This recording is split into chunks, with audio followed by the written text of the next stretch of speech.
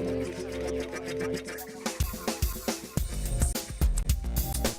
y a maintenant 3 ans de cela, j'ai fait partie du groupe fondateur de l'événement 1.618 Sustainable Luxury, le premier salon, événement, exposition sur le sujet du luxe et du développement durable, avec l'objectif de donner une vitrine aux entreprises, aux marques positionnées justement dans ce monde du luxe ou très créatives, de leur donner une vitrine pour présenter leur démarche toujours sincère de développement durable.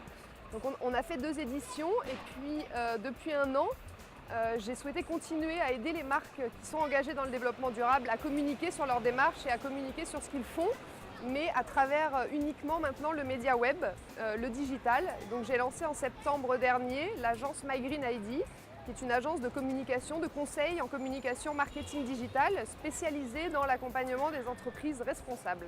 J'ai choisi d'enseigner et en tous les cas de partager ce que je connais sur ces sujets-là au sein de l'IEMI pour plusieurs raisons. Tout d'abord par une vraie envie de partage, par une vraie envie d'échange sur ces sujets-là, encore un petit peu trop peu exploités, particulièrement tout ce qui est communication responsable. C'est vraiment des choses aujourd'hui primordiales et qui sont trop peu expliquées. Donc je pense que c'est important d'en parler le plus tôt possible aux étudiants pour qu'ils puissent inclure ces démarches-là dans leur parcours professionnel.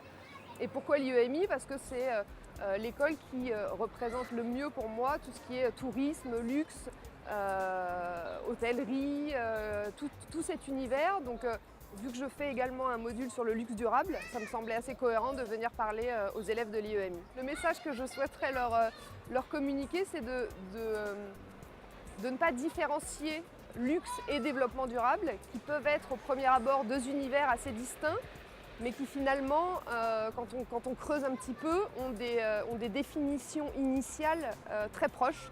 Donc de toujours garder en tête cette notion de responsable et de développement durable dans tous les univers qui vont être amenés à côtoyer. On a particulièrement tout ce qui est savoir-faire, valorisation du travail, des compétences et des savoir-faire, qu'on retrouve aussi bien dans le luxe que dans les valeurs du développement durable. Tout ce qui est autour de l'authenticité, de la notion de temps.